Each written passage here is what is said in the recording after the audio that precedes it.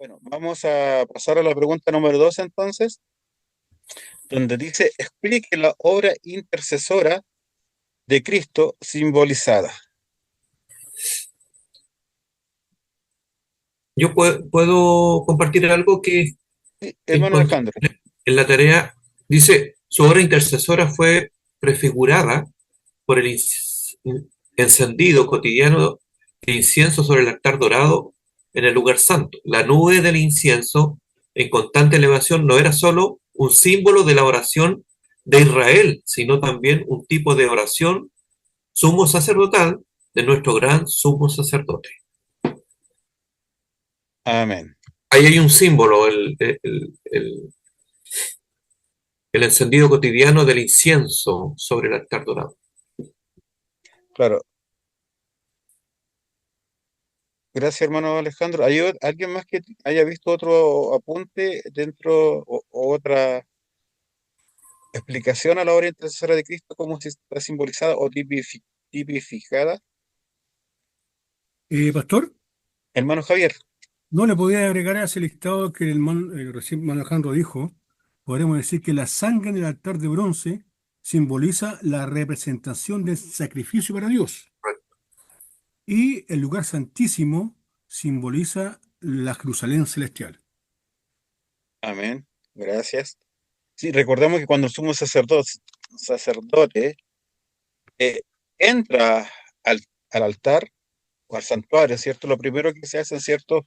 Es ofrecer el sacrificio, ¿cierto? Se untan los dedos con la sangre, pasa todo el ritualismo, ¿cierto? Del atrio, luego al lugar santo, y donde se hace la obra intercesora del sumo sacerdote es en el lugar santísimo, y ahí es donde él, ¿cierto? Derrama las gotas de sangre sobre el propiciatorio, el cual el propiciatorio, recuerda que era esa plancha de oro que estaba sobre el arca, y el arca tenía, ¿cierto? La imagen de los dos ángeles, ¿cierto? Mirando y cubriendo aquel lugar. Entonces, cuando caía la sangre en el propiciatorio, se veía, ¿cierto? Y se ofrecía el sacrificio y la expiación de los pecados.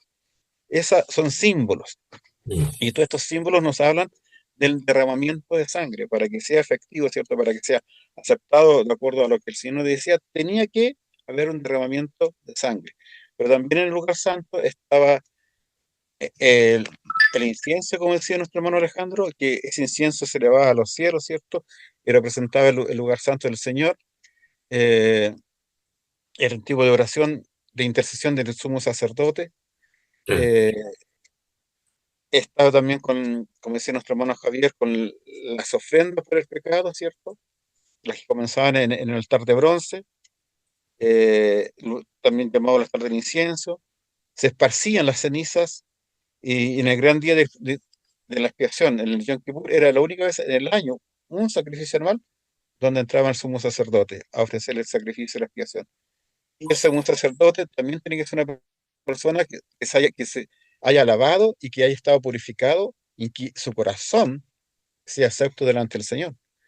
Y una de las cosas que siempre me llamó la atención que el sumo sacerdote se despojaba de todas sus vestimentas, de toda esa vestimenta que tenía, ¿cierto?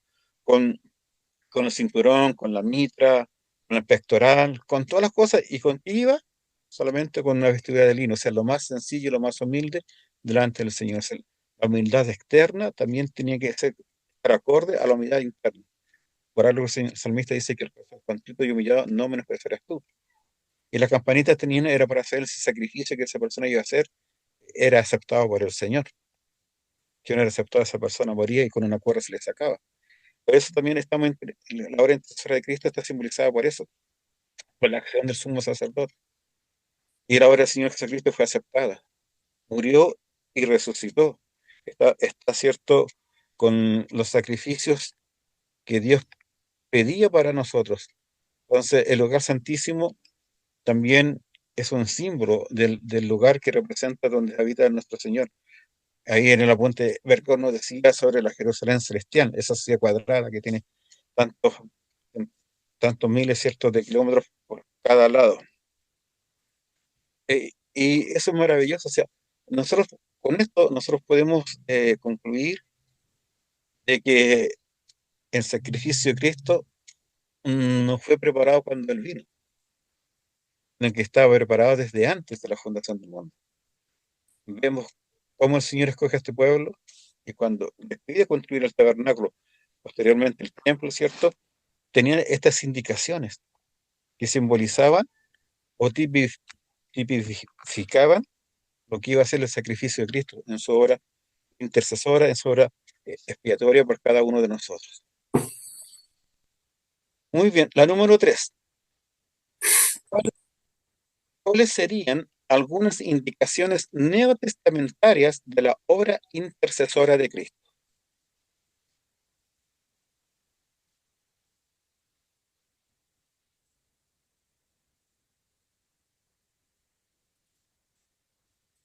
¿Algún hermano que quiera leer su respuesta? ¿Cuáles serían algunas indicaciones? Pastor, según lo que Bueno, Javier, estudié, sería el Paracleto, Mm. ya. neotestamentario Paracleto, que sería en dos formas: el Paracleto como consolador y el Paracleto como abogado. Ujú, muy ¿Ya? bien, ¿Cierto? Y podemos detallar, ¿no es cierto?, el Paracleto, ¿no es cierto?, del Consolador a través de su presencia, Consolador en sus enseñanzas, Consolador a través del perdón, ¿cierto? Varios pasajes, y Jesús promete otro Consolador, ¿cierto? Y Consolador en el sufrimiento también, y el abogado, ¿no es cierto?, que él ruega nuestras acusaciones y le ruega también las causas a Dios. muchas gracias. Entonces, tenemos que entender que la palabra paracleto no solamente significa consolador. En el griego, paracletos o paracletón, depende si están jugados en primera persona, si nominativo o en acusativo. El verbo, el adjetivo, este nombre, tiene que ver con un consejero, tiene que ver como un consolador, tiene que ver como un intercesor. Entonces, todos esos adjetivos es lo que hace el paracleto. Entonces, cuando estamos hablando de paracleto, no es solamente el consolador. De hecho, el Señor Jesucristo, cuando está hablando del paracleto, usa la palabra paracletos, que está hablando en el acusativo, o sea que Él iba a enviar al Espíritu Santo para que el Espíritu Santo fuera nuestro consolador, nuestra guía, nuestro consejero. Mm. Pero a su vez, en 1 Juan usa paracletón, que es nominativo, o sea que Él es el que interactúa, como decía nuestro hermano Javier, como el paracleto, como el consolador. Entonces, aquí vemos la doble función del Señor Jesucristo. Envía al Consolador, que es el Espíritu Santo, que nosotros sabemos que es nuestro Consolador, pero a su vez Él también actúa como intercesor delante de nosotros. Y de hecho nosotros, ¿cierto? Bueno, eso está muy relacionado con la pregunta número 4, pero el Señor Jesucristo intercede por nosotros, por ejemplo, en la oración de Juan 15, que es donde sale la palabra Paracletos. Dice que no ruega solamente por sus apóstoles, sino que está rogando también por quienes, por quienes han de creer en el futuro, por nosotros, por la iglesia. Oró por sus apóstoles y dice, no ruego por el mundo, sino que ruego por los que tú me diste, de los cuales no se perdió ninguno, salvo el hijo de perdición, haciendo alusión a Judas. Entonces nuestro Señor Jesucristo, claro que cumple la función de paracletos, eh, y la otra función del término paracletos es la que sale en 1 Juan 2:1, donde dice que tenemos, ahí sale como paracletón, con N al final, y es el abogado, el intercesor. Esa es otra de las tantas labores que el Señor Jesucristo sigue haciendo en la presencia de Dios, sigue actuando como nuestro sumo sacerdote, pero también sigue actuando como nuestro paracleto. Entonces, el Señor Jesucristo actúa como consolador y actúa como un intercesor o un consejero entre nosotros, aparte de la labor que hace el Espíritu Santo, que cumple la misma labor. ¿Les quedó claro? Sí. Sí. ¿Algo que agregar? ¿No? Ya. Vamos entonces a la pregunta 4, que dice, mencione los 4 elementos en la intercesión de Cristo.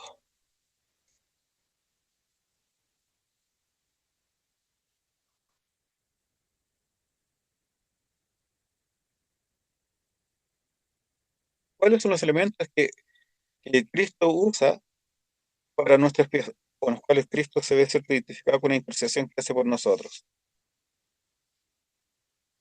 ¿Cuáles son esos cuatro elementos?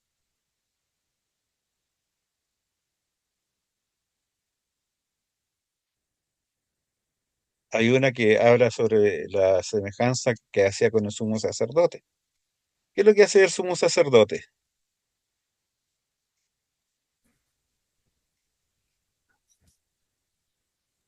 El sumo sacerdote, ¿cierto? Ya, Era Sacrificio. Ingrid. Manaída. Sacrificio. ¿Ya? ¿Qué más hacía? Sacerdote. em, Sí. Los Ingrid, sacrificios, ¿para qué Santo, los hacía?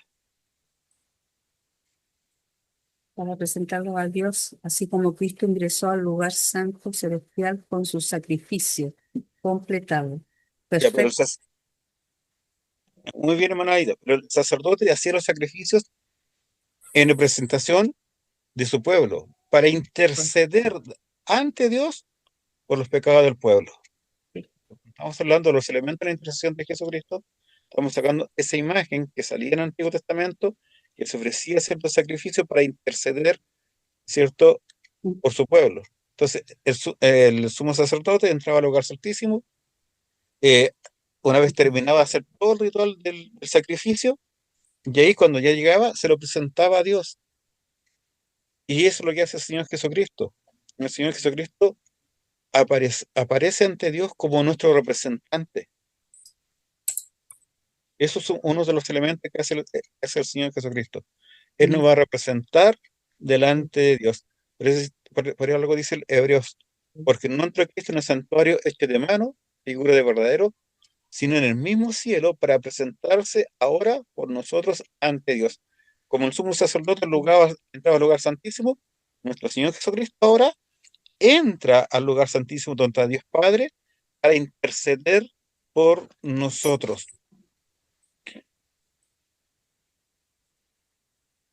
¿Cuál es el otro elemento? La letra B. Judicial. Juicio. Judicial. Judicial. ¿En qué consistía esta hermana Aida? Mm, Que Cristo satisfizo lo que Dios requería, que era el pago por nuestros pecados. Claro. Eso fue lo que vimos la semana pasada en la clase. O sea, Ujú. cuando Cristo, ¿cierto?, hace la expiación por nosotros o nos redime, Él paga el precio de comprarnos, pero también sobre Él recae toda toda la culpa penal por la transgresión de la ley o por el pecado. Entonces, en este vemos un elemento judicial, porque es Cristo el que va a satisfacer todas las demandas de la ley, todo lo que la justicia de Dios exige. De modo que una vez que Cristo toma nuestro lugar y él se hace responsable de mis mentiras, de mis enojos, de mis rabietas y de todas las cosas que hemos hecho, él me dice, mire, David Carreño, en este instante, yo morí por él. Y todas las cosas que él hizo, yo me hago responsable. Yo, en otras palabras, yo asumo la culpa de David Carreño, yo asumo la culpa de la humanidad. Entonces, cuando él asume, nuestro Padre Celestial, que es el juez, que va a estar en el gran juicio del trono blanco, él dice, bueno, yo no puedo adjudicarle una pena al hermano David, porque él creyó en mi hijo y mi hijo murió por él. Por lo tanto, soy libre de la culpabilidad del pecado. Eso significa que, en otras palabras, somos declarados justos, somos justificados por el Señor. Entonces, Cristo, al morir en la cruz, satisface todas las demandas de la ley, que, que para nosotros es imposible de cumplir. Por eso Cristo dice que no he venido para abrogar la ley, sino para cumplirla. ¿Y cómo lo cumple? ¿Cierto? Cumpliéndola a tal cabalidad que cuando Él muere, El sacrificio que Él hace es aceptado por el Señor y a través de su derramamiento de sangre, Él paga el precio para nuestra libertad. Eso tiene un evento judicial. Quita las penas sobre nosotros. El tercero, Entonces, ¿cuál sería? pastor, Hermana Rosita. sí, eh, bueno, lo que usted decía sería la aplicación del sacrificio, entonces, ¿no?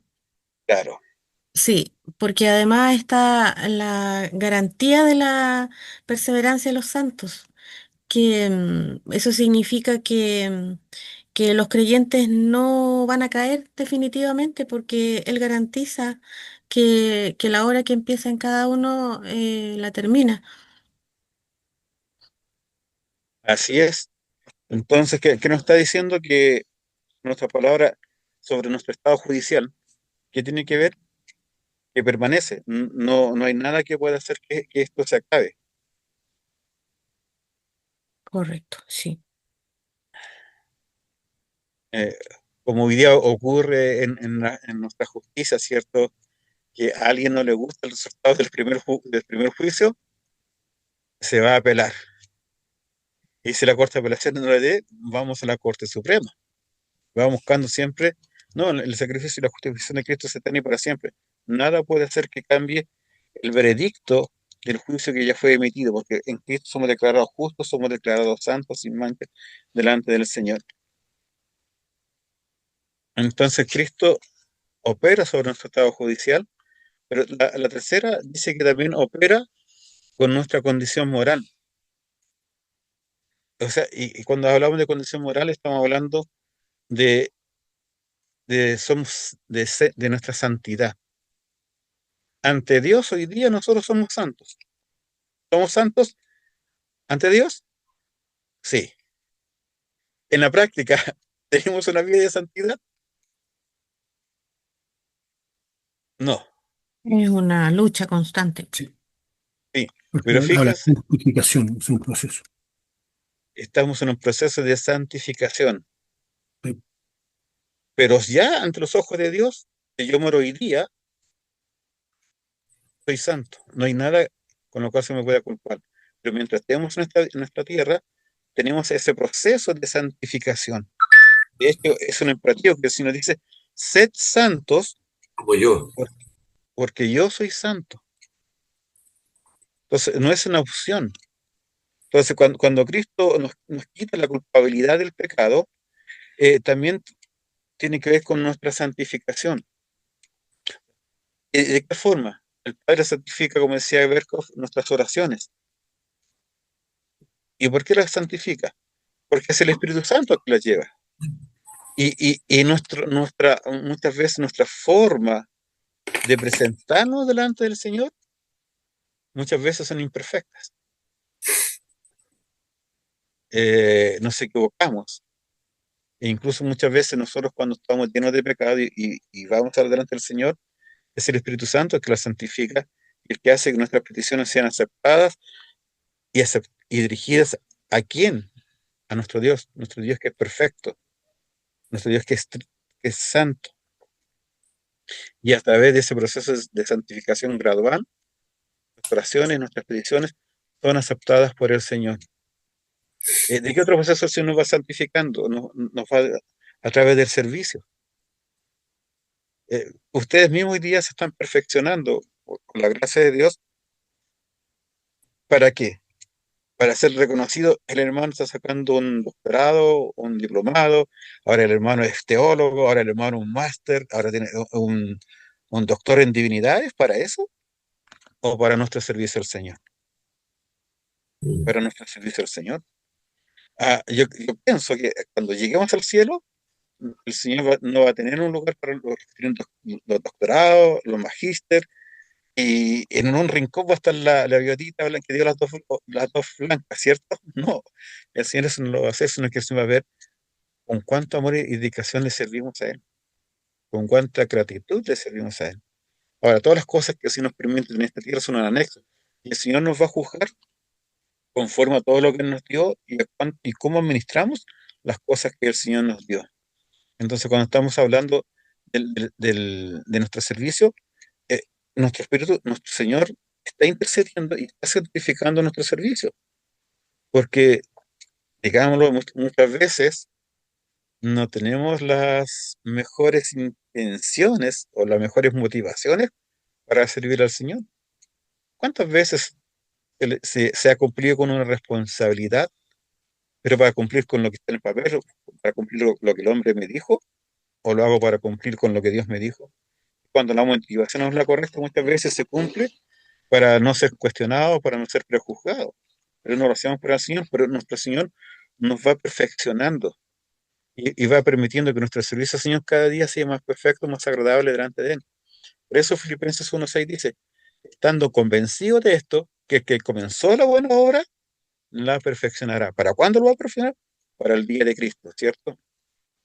Entonces, a través de esa santificación es que el Señor va intercediendo también delante de nosotros, intercediendo para que mi servicio, mi trabajo sea grato delante del Señor, para que mis oraciones sean gratas delante del Señor. Pero no olviden que estamos delante de Dios Santo. Como estamos delante de un Dios Santo, también el Espíritu Santo nos está redarguyendo de pecado, para que el pecado no tenga más cabida en nuestra vida, para que no nos gocemos, ¿cierto?, en el pecado, sino que para que cuando pecamos, el pecado nos dura tanto que podamos arrepentirnos, ¿cierto?, y volvernos al Señor. Como Pedro dice, nosotros debemos ser edificados en una casa espiritual, en un sacerdocio santo, somos una nación santa, un pueblo adquirido por Dios. Entonces, nosotros vemos que en ese sentido nuestro Señor sigue trabajando, sigue intercediendo por nosotros. Nuestro Señor está constantemente intercediendo por su iglesia, está intercediendo por cada hermano, está intercediendo cuando nosotros estamos en dificultades, cuando nosotros estamos en medio de las tribulaciones. El Señor va colocando a nosotros, por ejemplo, la fortaleza, la fe, el gozo. En la iglesia perseguida, ¿cierto? La iglesia de los primeros siglos, y cuánta gente murió por amor al Señor Jesucristo, pero murieron con gozo. ¿Y por qué? Porque ahí se ve la obra intercesora del Señor Jesucristo. Cuando Cristo dice, no ruego solamente por ellos, sino que ruego por los que han de creer, y el Señor ya está intercediendo por su iglesia, está intercediendo por cada uno de nosotros. Entonces, es maravilloso entender que el Señor Jesucristo nos va a ayudar en medio de las dificultades, nos va a apoyar, nos va a consolar, eh, nos va a permitir no ceder a las tentaciones. Por eso el Señor Jesucristo, cuando deja al Padre nuestro, dice, mas líbranos del mal y no nos dejes caer en tentación. Es la oración modelo que el Señor Jesucristo nos dijo, pidan, y todo lo que me dirás a mi Padre en mi nombre, yo os los daré.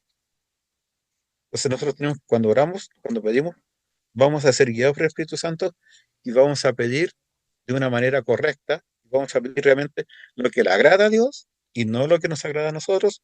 Nos va a enseñar a pedir lo que nos haga crecer y servirle mejor al Señor, y va a hacer que desechemos todo aquello que no nos haga crecer, que es un lastre en nuestra vida.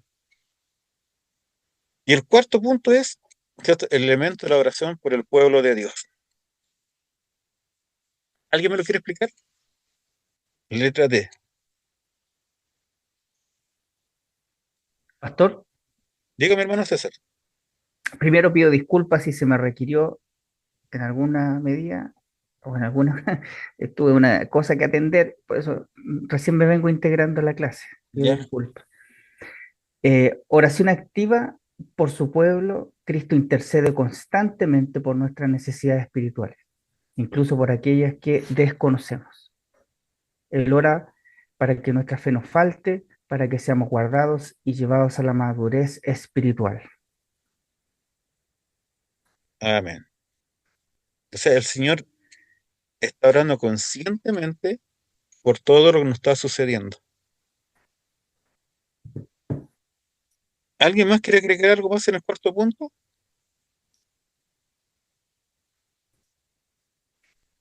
Ya. Nos vamos entonces a la pregunta número 5. Mencione las personas por quienes intercede Cristo. Es tan simple como la pregunta 2. Es muy fácil. Ya, dígame, hermana Rosita. Por los creyentes, por su pueblo, no por todos. Exactamente. Por eso dice, no ruego pueblos de este mundo, sino ruego por los que me diste. Exacto. Eh, Hermano podría, Javier, agregue eh, todo lo que quiera. ya, no, yo tenía aquí anotado unos puntos que Cristo intercede por, bueno, por los creyentes, por todos aquellos que quienes hizo expiación y por aquellos únicamente. Cristo intercede constantemente por todos los que creen en Él. Intercede como actuaría un sumo sacerdote.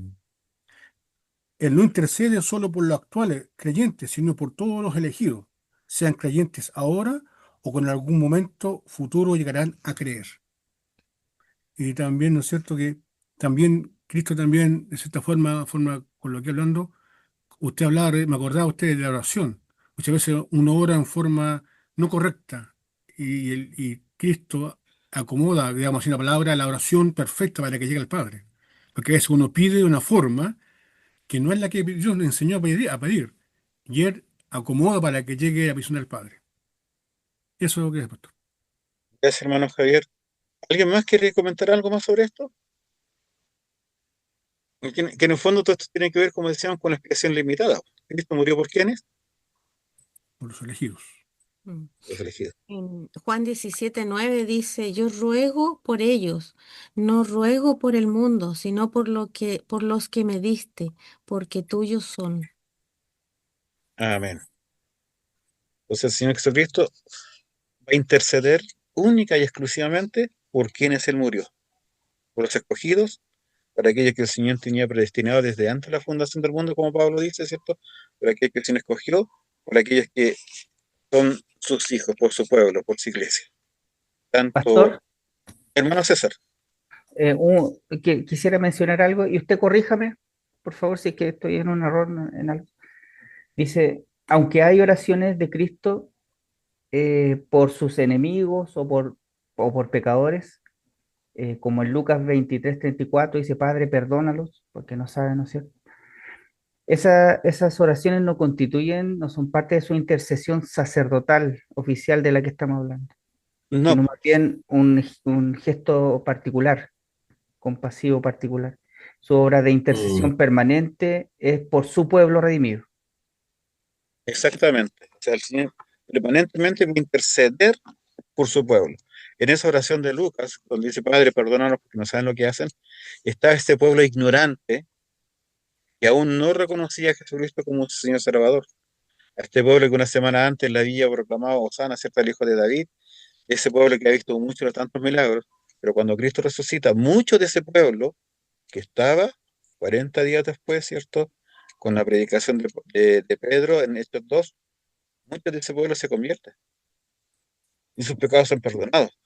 Pero aquí el Señor no está pidiendo que sean perdonados los pecados de todo el mundo, está haciendo una oración puntual desde la cruz, perdonándoles, ¿cierto?, porque conocía el corazón de ellos, pero no es una intercesión por todo el mundo. No somos universalistas, el Señor no murió por todos, porque si no, como hemos dicho en tantas clases, no tiene sentido, porque al final todos van a ser salvos. ¿De qué te sirve creer? Si al final creas o no creas vas a ser salvo, no, no es eso. Gracias, hermano César, por su aporte. Número 6. Menciona las cosas por las cuales intercede Cristo. Y aquí está el punto que nos dice nuestro hermano César. ¿Por qué cosas intercede Cristo?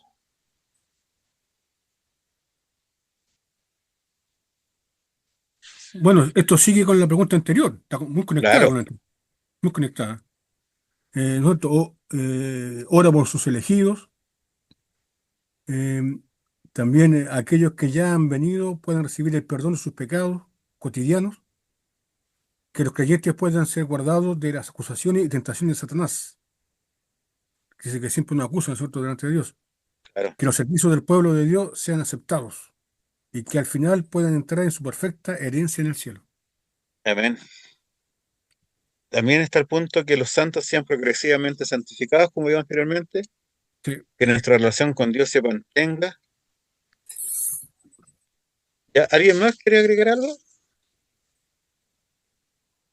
En el fondo, el Señor intercede por su pueblo y intercede por muchas cosas que son necesarias para nuestra vida acá en esta tierra. ¿Se imaginan que Dios no intercediera por estas cosas por nosotros? que no orara, que no rogara, sería bastante compleja nuestra situación. Pero tenemos un Señor misericordioso que se acuerda de cada uno de nosotros. Como dice Salmo 121, el- ¿de dónde vendrá mi socorro? Mi socorro viene de Jehová, que hizo los cielos y la tierra. Dice, no dará tu pie al reparadero, ni te dejará caer, no dormirá, ni se dormirá, adormecerá el que guarda a Israel. El Señor está atento a todo. Y después dice, Dios cuidará tu entrada y tu salida. Y ese cuidado, esa es la gran confianza que nosotros tenemos. Que el Señor está atento a cada una de nuestras necesidades, especialmente las necesidades espirituales. Y Jesucristo está intercediendo para que no seamos, ¿cierto?, arrebatados. De hecho, yo me pienso mucho cuando leía esto, cuando está en la última cena, y ¿qué le dice a Pedro? ¿Esta noche serás qué cosa? ¿Se acuerdan? ¿Qué le iba a pasar a Pedro? Pero yo he rogado a mi padre. Vas a ser zarandeado, van a ser zarandeados. Pero yo he rogado por ustedes. Ahí vemos la obra intercesora del Señor Jesucristo en un hecho puntual. Y así el Pero, Señor lo pastor, sigue. ¿Ah? no, pero en base a ese punto, para mí un punto importante cuando leo ese pasaje, que Jesús no rogó para que él no pasara por eso, sino para que tuviera Mm, fuerza. Porque a veces muchas veces cristianos rogan al Señor que no quiero pasar esto. Señor, sácame este problema, sácame pensando, pero Jesús le dice, yo rogaré al Padre para que tengas fuerza para pasarlo, no para que no lo hagas. Eso siempre mm, llamó a mí la atención. Claro. sí, Imagínate, dice, Simón, Simón, y aquí Satanás os ha pedido para zarandearos como trigo. Y como dice el hermano Javier, dice, pero yo he rogado por ti, por tu fe, que no falte. Y tú, una vez vuelto, confirma a tus hermanos. Qué maravilloso. Y vemos cómo se cumplió, po. Le negó y volvió y fue de gran fortaleza para su hermano, porque fue el líder de los apóstoles después de que Jesucristo resucita haciendo los cielos. Entonces, eso es lo que hace el Señor. El Señor no nos dice que nos va a librar de todo pecado, como dicen muchos movimientos sectarios o neoevangélicos, que dicen que tú te conviertes y tu vida aquí en adelante será una vida llena de bendiciones y de tranquilidad y de paz y de gozo. No, el Señor dice, aflicción tendremos, pero Él está con nosotros. pastor. Sí, Eh, eh, Interesante porque me lleva a aterrizar un poquito el tema. De repente, como que no espiritualizamos todo, pero quiero contar un testimonio cortito. Hace una semana yo perdí a mi yerno. Él tenía 47 años, una persona muy joven y llena de vida, proyectos, planes y todas esas cosas. Y sabe que a mí me afectó al punto de que un día, bueno, yo sigo trabajando y en mi trabajo me sentía mal, me sentía angustiado. Y, y me acuerdo de eso, o sea, como probado, estaba siendo probada mi fe. Y al punto que estaba tan mal y un hermano que vive muy lejos en la cuarta región me empezó a conversar, a ministrar. Y, y una palabra de él me alentó mucho. Y fui muy obediente en eso y tuve mucha confianza. Y me dijo él, esto tan simple que parece muy, muy cotidiano. Y me dijo, ¿sabes qué? Pídele fortaleza al Señor. Y en esa angustia que yo tenía, lo hice. Yo creo que lo hice con mucha fe porque estaba muy angustiado. Y sabe que al otro día me cambió el semblante. amén. Eso lo quiero contar como testimonio personal, de que Dios está ahí, Dios no impidió que no pasara lo que ocurrió, porque eso estaba ya determinado por Él, pero me preparó a mí, preparó mi fe, me probó de tal al punto que yo logré salir de esa pequeña angustia que tenía a pesar de mis conocimientos, a pesar de mis años de iglesia, a pesar de mi diplomado, como decía usted, pero en ese punto que es tan pequeño, el Señor me probó. Y con esa sola palabra de aliento de mi hermano, yo logré salir de esa angustia, de esa, no sé si llamarla una depresión, una pequeña depresión, pero ya no siento esa angustia en este momento. Creo que ahí yo siento la presencia del Señor. Amén. Y el Señor, como y el Señor, como en uno de los puntos que estamos viendo, dice que el servicio y el pueblo sean aceptados por el Señor, y dice que su relación con el cielo puede mantenerse. Mm. Porque muchas otras personas, cuando pasan por lo que usted ha pasado, tristemente reniegan del Señor y dicen, ¿por qué el Señor me hizo pasar esto? ¿Por qué no es un Dios de amor? Pero el Señor puso a alguien que le ministró. Y me viene a la memoria lo que dice el apóstol Pablo en, cuando nos dice en Romanos 12:15, gozaos con los que se gozan, llorad con los que lloran. Y eso es algo que el Espíritu Santo va provocando a nosotros, porque nos hace eh, ser sensibles con el dolor, nos hace ministrar, apoyar. Y eso no es la obra intercesora que hace nuestro Señor por nosotros. Por algo, Señor, se cumple, por eso le digo, es muy lindo su testimonio, más Alejandro, porque se cumple y vemos cómo el Señor Jesucristo hace efectiva esa promesa que dice, he aquí yo estoy con vosotros todos los días hasta el fin del mundo. Y en Juan nos dice que nos dará gozo, que pondrá a nosotros paz y nos pondrá amor. Y eso es lo que hizo el Señor Jesucristo con usted y lo que hace con nosotros. Y eso es lo que el Señor Jesucristo está haciendo hoy día. Como usted dice, atravesamos ese tema teológico doctrinal, la idea es atravesarlo al plano vivencial a nuestra vida propia. Gracias por su testimonio. ¿Algo más que agregar sobre las cosas con las cuales nuestro Señor Jesucristo intercede? Ya. Bueno, pastor, yo mientras escuchaba el testimonio, ¿cierto? Me acordé que dentro de toda la lectura que había hecho, leí en Filipenses 4:6 sobre la oración, que dice, por nada estéis afanosos, sino sean conocidas vuestras peticiones delante de Dios en toda oración y ruego, con acción de gracias. ¿Ah? Amén. Eso me dio mucho a pensar la última palabra, con acción de gracias. O sea, Con porque a veces, gratitud. claro, porque Sí. uno a veces, ¿qué hace? Tiende, pero Señor, yo soy tu hijo, Señor, respóndeme esto, no. Pero uno, ya, Señor, mira, tengo esta necesidad, te la entrego en ti, Señor, te la entrego en ti, y al lado tu nombre bendigo, y te la entregué ya, no hay problema. Eres tú en el momento que tú respondes. A veces nos cuesta esa parte, entender esa parte de la oración, porque a veces oramos una, dos, tres, cinco, 10 veces por lo mismo. Basta con una, con fe y acción de gracia. Amén. Me hizo recordar ese versículo que a mí me encanta, que está en Pedro. Dice, echando toda vuestra solicitud en Él, porque Él tiene cuidado de vosotros, o dejando en Él todas nuestras angustias, porque Él tiene cuidado de nosotros. Y el verbo echar en el griego está conjugado en un imperativo, en un, no en un presente activo, tiene la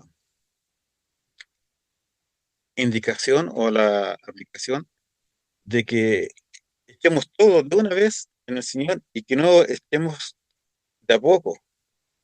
Y el ejemplo nosotros lo vemos en el Señor Jesucristo esa noche en que Él iba a ser entregado. Él se apartó, pidió que unos hermanos lo acompañaran, unos apóstoles, y Él oró una, dos, tres veces, con mucha intensidad. Pero Él no dejó de orar hasta cuándo, hasta que hubo paz y tranquilidad de que esa era la voluntad de Dios y que nada malo iba a suceder. O sea, mirándolo desde el punto del plan divino del Señor. Entonces, cuando yo me recuerdo ese versículo, me acuerdo de una ilustración, que es echar todo, es como cuando usted tiene un balde con agua y dice, echa toda el agua afuera. Hay algunos cristianos que en su oración agarran un tenedor y con el tenedor empiezan a vaciar el agua de ese balde. Y oran, pero no depositan todo al Señor. Oran como por autoconvencerse, ya le oré, le entregué todo al Señor. No, la idea del verbo es que se agarra ese balde y lo lanza del agua con toda la fuerza hasta que no quede ninguna gota. Y eso es lo que dice el Señor, dejando toda esta solicitud en Él o todas nuestras angustias en Él. Como dice nuestro hermano Alejandro, o sea, aprender a descansar en el Señor. Pero esa era aparte, ya, sí. Me hice acordar ese versículo con lo que dijo nuestro hermano Javier y nuestro hermano Alejandro. Muy bien. ¿Algo más que agregar con respecto a cómo el Señor intercede?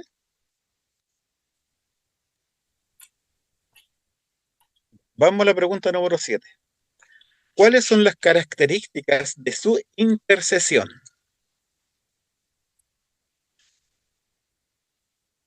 La Este es constancia. ya. O sea, es perfecta. ¿Cómo dijo el hermano Rosita? ¿Qué es perfecta? Eh, es perfecta porque em, es una obra completa, porque, por ejemplo, es continua, no cesa de interceder por su pueblo, es Claro, eficaz, porque no es una simple súplica, sino que es una acción eficaz basada en su sacrificio.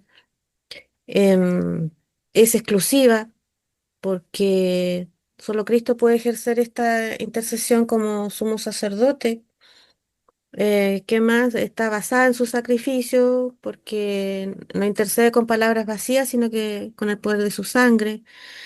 O es amorosa, compasiva, porque intercede con compasión. Es sacerdotal, celestial. Uf. Entonces es perfecta, po. Es perfecta, amén. no hay Eficaz. nada. Claro. Entonces, gracias, hermano Rosita. Constante en su intercesión. Yo cuando leía esto me acordaba de que ya hace muy chicos, a mis hijos les enseñaba de la importancia de la oración y que no se fijaran en las palabras que usaban. Mm. Y me dicen, pero papá, ¿y cómo entenderá un chino? ¿Cómo el Señor va a entender a un chino si nosotros hablamos español y no lo entendemos nosotros? Y le decía que el Señor, yo no sé cuántas oraciones recibirá por segundo, pero imagino que deben ser de millones. Y ninguna de ellas el Señor la descuida. A todas le presta atención y a todas las responde. Entonces, eh, eh, el Señor nos dice, ya me cansé, me aburrí, hoy día me voy a tomar un día de descanso, vacaciones, fin de semana, el lunes sigo, no, el día que el Señor haga eso, nuestra vida se va a desmoronar, pero que ese Señor es constante. El segundo punto, ¿cuál es? Otra característica de la intercesión de Cristo. Es autoritativo de su intercesión. Ya, digan hermana Ida, ¿qué más leyó? ¿Mm? ¿Qué más puso ahí? ¿O solamente puso eso? Ya. No, no es del todo correcto representarlo a él como un suplicante ante el trono de Dios, mendigando favores de su Padre para su pueblo. Su oración no es una petición de las criaturas al Creador, sino una solicitud del Hijo al Padre.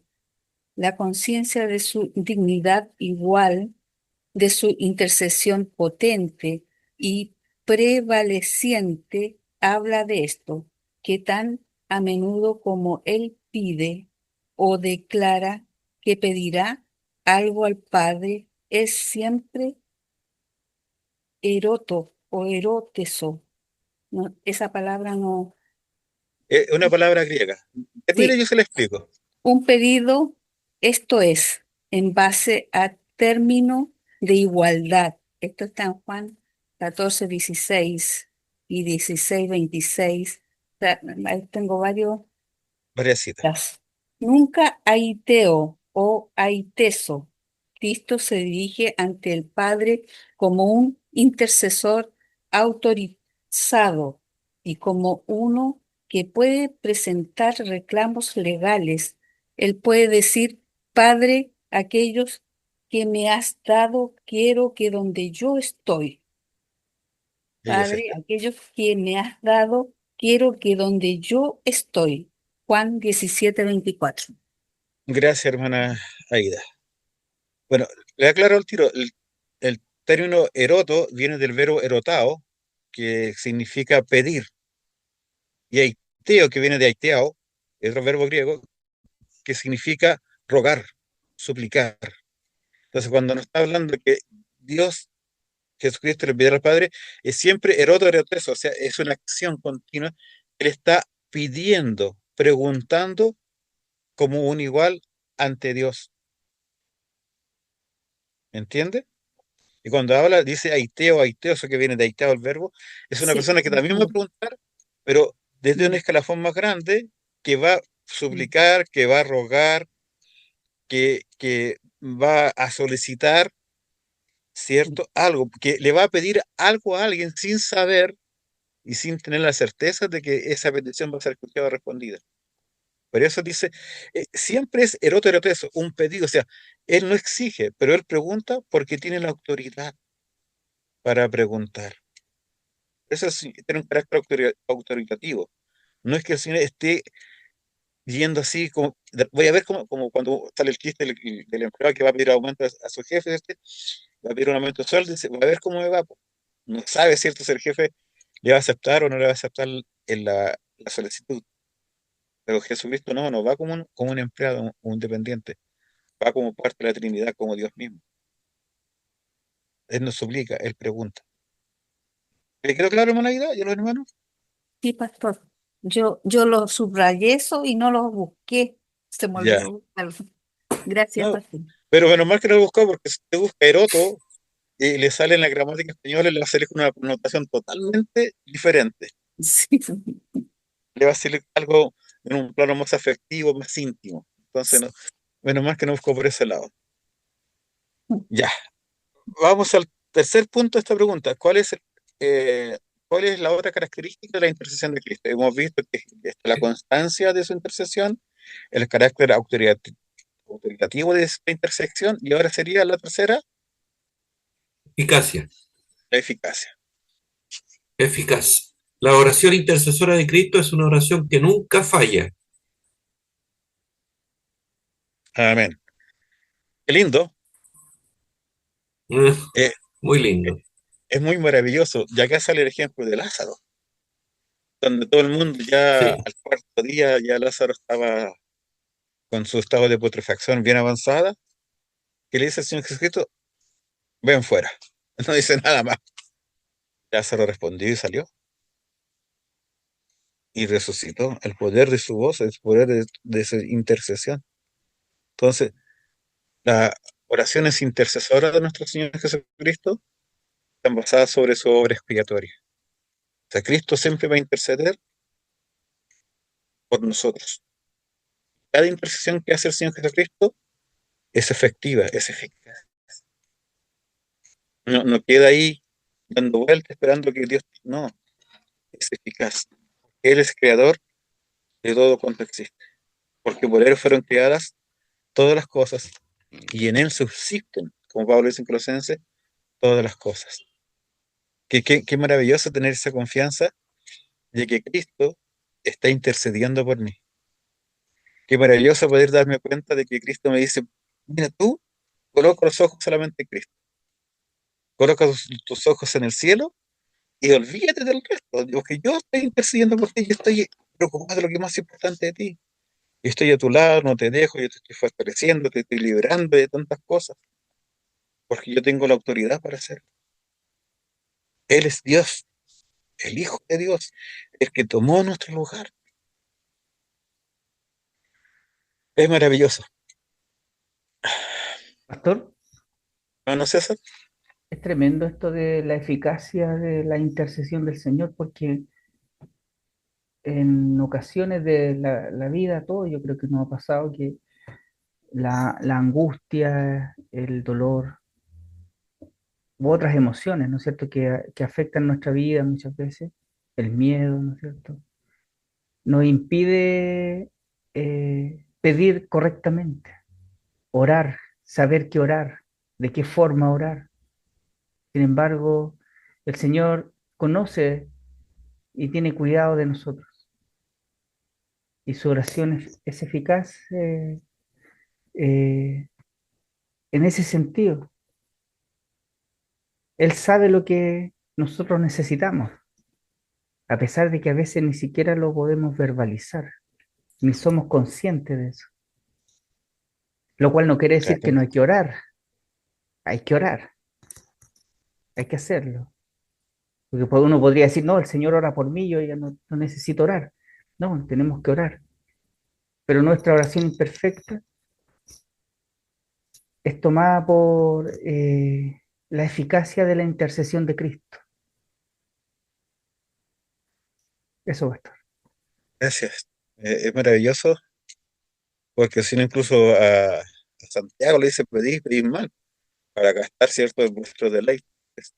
Pero nosotros que somos hijos del Señor, el Espíritu Santo va guiando nuestras oraciones para que nuestras oraciones sean gratas delante del Señor. Pero su oración, cuando el Señor intercede, al contrario, es eficaz. Maravilloso. Y la última, algo más que agregar antes de pasar a la última pregunta, y que se complementa con la anterior. ¿A qué se refiere la eficacia de su intercesión? Pastor, ¿la puedo contestar? Conteste la nueva hermana Aida. No sé si está bien. Se refiere a que sus oraciones intercesoras por su pueblo están basadas en su obra expiatoria, lo que usted decía recién. Él ha merecido todo lo que solicita y allí reside la certeza de que dichas oraciones son eficaces. Ah, Efe- Efectividad, Mm, claro, mm. eficiencia, utilidad. maravilloso. Me Mm, emociona saber esto. Estamos seguros con él. Más que seguro. Más que, por eso Pablo dijo, para mí vivir es Cristo y morir es ganancia. Sí. mm, Por eso Pablo podía decir con tanta certeza, y que ahora ustedes pueden comprender que todo lo puedo en Cristo que me fortalece. Mm.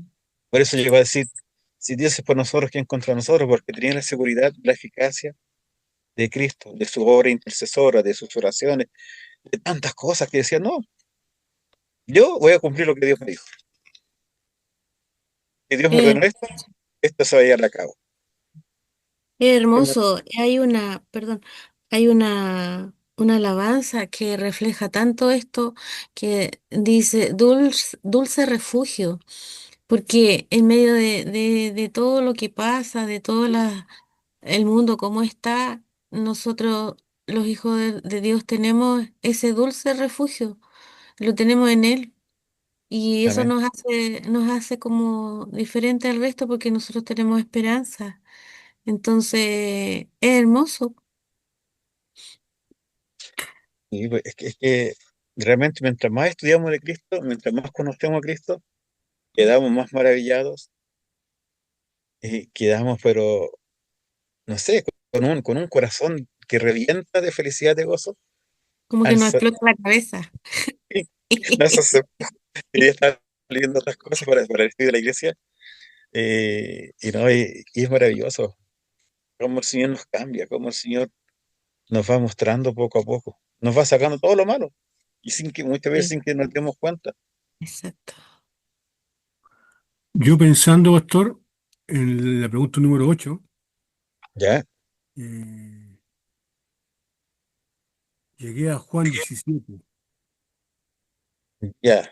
le puse yo un nombre, no sé si te acuerdas, la oración sumo sacerdotal. La oración sumo Ujú. sacerdotal. ¿Por qué? Porque dije yo que del versículo 1 al 5 Jesús ora por sí mismo, por él. Dice, ¿cierto? Pide sacrificado para el Padre, no por vanagloria, sino para glorificar a Dios a través de su obra redentora. Después del versículo 6 al 19 Jesús ora por sus discípulos. y del 20 al 26 Jesús ora por todos los creyentes futuros. Ella- una recopilación de todo lo que he venido leyendo desde el número 1, que ahí resume cuando Jesús ora, ¿no? Como usted explicaba, ¿no es cierto? Cuando Jesús ora, ¿no es cierto? Esta oración, ora por él, ¿no? Y por los creyentes. Entonces, me llamó mucha atención eso, cómo Jesús ora por todos. Y a veces uno ora por uno nomás, no por todos. Y ese modelo de oración muy pocas veces lo aplicamos en nuestra vida y Mm. en nuestras congregaciones. Yo a mi hermano le estaba enseñando de que debemos de ser practicantes y orar, pues interceder. A mí cuando yo era estudiante de seminario, no, en el presbiterio en el cual estaba, a nosotros el primer año tú entrabas a clase y a la segunda semana te mandaban ayudante a una iglesia. Mm. ¿Mm? Al tiro, al tiro las patas, ahí, Sí. al- a la lucha. Y en una de esas tantas me tocó una iglesia de Concepción, yo estudié en Chillán, en el seminario de Chillán, y una hermana, conocimos muy amigos, me dice, estábamos justamente hablando de la oración, y la eficacia de la oración y nuestra fidelidad en la oración. Y ella me dice, la hermana de la Mimi, la hermana Margot, estuvo en una situación de salud muy compleja. Y ella, la Mimi, se dijo, yo me levantaba todos los días a orar a las 5 de la mañana por ella. Y clamaba, rogaba, lloraba, hasta que el Señor respondió. Y después otra hermana de su iglesia en Concepción, bueno, la hermana Margot era hermana de sangre, pero una hermana en la fe pasó por una situación más compleja y decía, y yo cuando dieron el aviso, yo claro, yo oraba cuando me acordaba, y de repente el Señor me habló, dijo, qué dualidad de vida cristiana, me dijo. Yo por mi hermana me levantaba a las 4 o 5 de la mañana a orar, y por esta hermana que está más compleja, oro de vez en cuando y cuando me acuerdo. Y ahí sacamos una cuenta de que el Señor Jesucristo no, porque el Señor Jesucristo está siempre intercediendo, la misma intensidad, la misma eficacia.